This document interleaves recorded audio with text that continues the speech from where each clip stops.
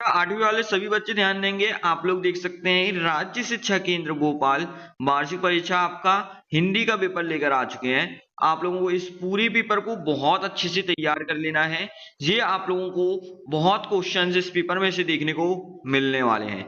ठीक है, तो वीडियो को स्टार्ट करेंगे। और इससे पहले आप लोगों ने अपने इस चैनल को सब्सक्राइब नहीं करा है और अपने इस टेलीग्राम चैनल को ज्वाइन नहीं करा है, ज्वाइन जरूर कर लिया। जहां पे देख सकते हैं 20,000 से ज्यादा मेंबर हो चुके हैं।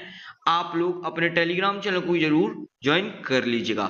चलिए अब हम लोग वीडियो को स्टार्ट करेंगे और जो जो क्वेश्चंस बता रहे हैं सब अच्छे से करते चलेंगे। ठीक है, तो आप लोग देख सकते हैं आपको समय 2.5 घंटे का मिलेगा और 8वीं कक्षा का पेपर है और 60 नंबर का आपका ये पूरा पेपर होने वाला है।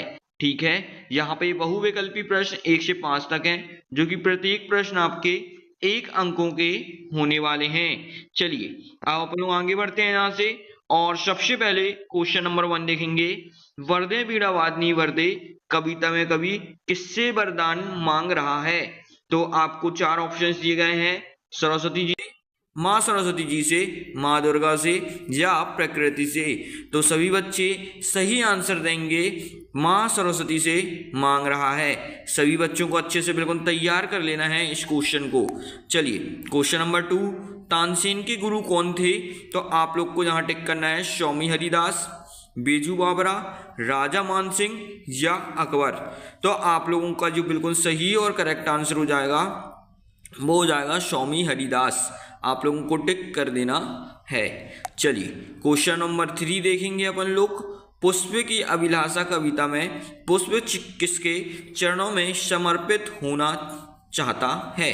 तो आपको यहाँ पर इसका जो बिल्कुल सही और करेक्ट आंसर है वो लिखना है देवताओं के, सम्राटों के, मातृभूमि के वीरों के सपूतों पे या प्रेमिका में। तो आपका इसका जो आंसर हो जाएगा वो हो जाएगा मातृभूमि के वीर सपूतों के। तो आप लोग इसको टिक कर लेंगे और अच्छे से याद कर लीजिएगा। चलिए क्वेश्चन नंबर 4 की बात करेंगे। अपराजिता पाठ की विधा क्या है? तो आपको यहाँ पे बताना है संस्मरण, कहानी, व्यंग या जीवनी। तो आपका जहाँ पर इसका जो बिल्कुल सही और करेक्ट आंसर हो जाएगा वो हो जाएगा जीवनी। आप लोगों को टिक कर देना है।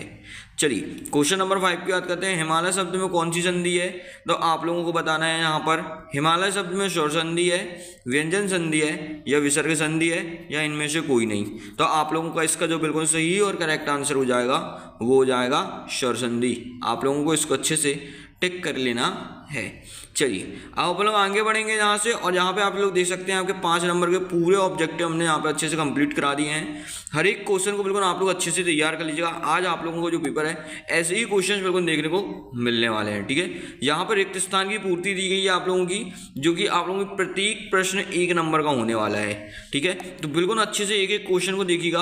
हृदय भर आना मुहावरे का अर्थ ... होता है। तो आप लोगों को इसका बिल्कुल सही आंसर लिखना है भावुक होता है। क्या होता है? भावुक होना। हृदय भर आने का अर्थ क्या होता है? भावुक होना। ठीक है, ये आपका आंसर हो जाएगा, इसको अच्छे से लिख लीजिएगा। चलिए क्वेश्चन नंबर 7 देखेंगे। भेड़ाघाट में ... नदी का जल प्रताप गिरता है। तो आपको यहाँ पर लिखना है नर्मदा। तो आप लोग क्या लिखेंगे? नर्मदा का जल प्रताप गिरता है। ठीक है, चलिए अपन आगे बढ़ते हैं। अनुशासन शब्दों में ... उपसर्ग जुड़ा है। अनुशासन शब्द में कौन सा उपसर्ग जुड़ा है? अनु। उपसर्ग जो होते हैं वो शब्द के आगे लगते हैं, इसलिए अनु आपका बिल्कुल सही आंसर हो जाएगा। ठीक है, चलिए क्वेश्चन नंबर 9 देखेंगे। बिरसा मुंडा ने ... समाज को जगाने का कार्य किया। तो आपको यहाँ पे इसका बिल्कुल सही और करेक्ट आंसर हमको आपको कमेंट बॉक्स पे बताना है। ठीक है, कमेंट बॉक्स में सभी बच्चे इसका सही आंसर करेक्ट आंसर बताएंगे। ठीक है, चलिए क्वेश्चन नंबर 10 की बात करते हैं। समास शब्द में एक प्रत्यय जुड़कर एक नया शब्द आप लोगों को बनाना है।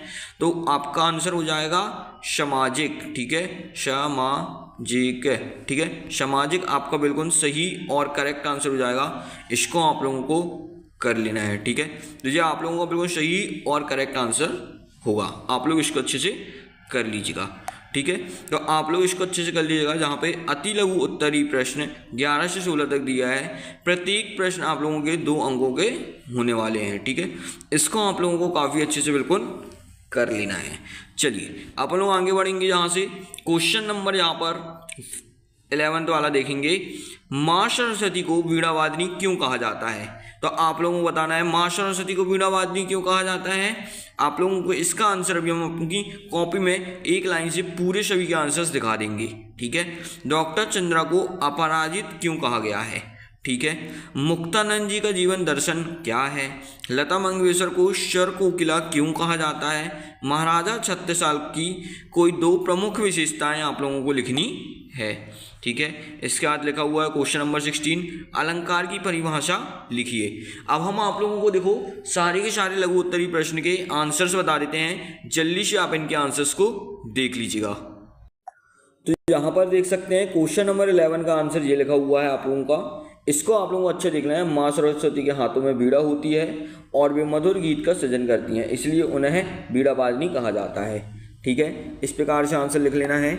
इसी के बाद आंसर आप लोगों को यहाँ पर दिया गया है क्वेश्चन नंबर 12, डॉक्टर चंद्र को अपराजिता इसलिए कहा जाता है क्योंकि शारीरिक विकलांगता के बावजूद उन्हें कभी हार नहीं मानी और विज्ञान के क्षेत्र में बड़ी सफलता हासिल हुई, ठीक है। इसके बाद क्वेश्चन नंबर 13 की बात करेंगे, मुक्तानंद जी का जीवन दर्शन मुक्त चंद घिर मेरे चंदन तथा अर्थात हर चीज़ मुक्त करने का प्रयास करते हैं, ठीक है। इसको कर लेना है। इसके बाद आता है यहाँ पे लता मंगेशकर की आवाज़ अत्यंत सुरीली मधुर कोमल, इन्हीं कारण से उन्हें स्वर कोकिला बोला जाता है।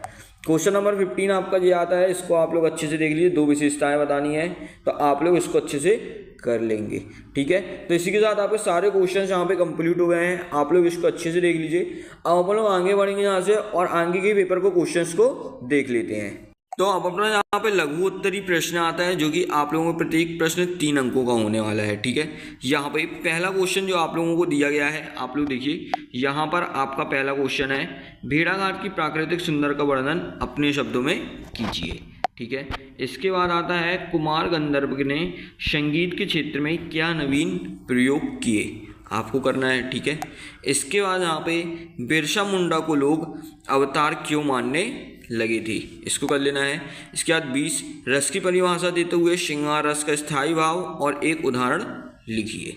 चलिए क्वेश्चन नंबर 21 की बात करते हैं, अपने प्रधान अध्यापक को 3 दिवस के अवकाश हेतु एक प्रार्थना पत्र आप लोगों को लिखना है। चलिए क्वेश्चन नंबर 22 की बात करेंगे, निम्नलिखित मुहावरों का अर्थ लिखकर वाक्य में प्रयोग कीजिए।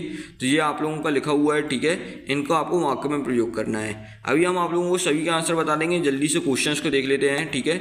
अपन लोग लघु उत्तरीय प्रश्न भी देख लेते हैं, जो कि आप लोगों के कहाँ से कहाँ तक है, 23 से 26 तक है, और प्रत्येक प्रश्न आप लोगों का 5 अंकों का होने वाला है, ठीक है।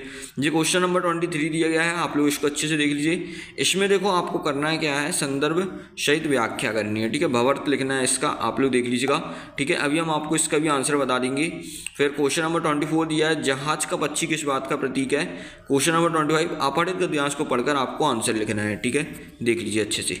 चलिए ये आप लोगों का उपयुक्त शीर्षक मनुष्य, और ये आप लोगों का लिखा है, इसको अच्छे से देख लीजिएगा, ठीक है। क्वेश्चन नंबर 26 आप लोगों का लिखा है, एक निबंध लिखना है, ठीक है। तो हम आप लोगों को इन सभी के बिल्कुल अच्छे से आंसर्स को बता देते हैं, आप लोग अच्छे से सभी के आंसर्स को देख लीजिएगा। लघु उत्तरीय प्रश्न का आपका ये पहला वाला क्वेश्चन है, आप लोग इसको अच्छे से देख लीजिए। क्वेश्चन नंबर 17 ये लिखा हुआ है, बहुत अच्छे से आप लोगों को इसको कर लेना है। क्वेश्चन नंबर 18 आप लोगों का ये लिखा हुआ है, इसको अच्छे से देख लीजिए और एक एक क्वेश्चन को आप लोग अच्छे से कर लीजिएगा, ठीक है। क्वेश्चन नंबर 19 का आंसर आपका ये लिखा हुआ है, इसको आप लोगों को कर लेना है, ठीक है। क्वेश्चन नंबर 20 का आप लोगों का आंसर ये लिखा हुआ है, रस की परिभाषा क्या होती है, इसको कर लीजिएगा। क्वेश्चन नंबर 20 आप लोगों का पत्र लिखा हुआ है, इसको करना है, आप लोग को लिखना है, सेवा में श्रीमान अध्यापक, स्कूल का नाम आप लोग अपने लिखेंगे और शहर अपना लिखेंगे, ये एक के नीचे एक लिखना है सारी चीज़ें, ठीक है। विषय 3 दिवस हेतु, और फिर ये पूरा लिख लीजिएगा आपको, ठीक है। तारीख लिख लीजिएगा, कितने दिन से कितने दिन तक की छुट्टी चाहिए आपको, ठीक है। इस प्रकार से आपका ये पैटर्न बना है, आप लोग इसको अच्छे से लिख लेंगे, ठीक है। फिर धन्यवाद के बाद अपना नाम डेट डाल देना।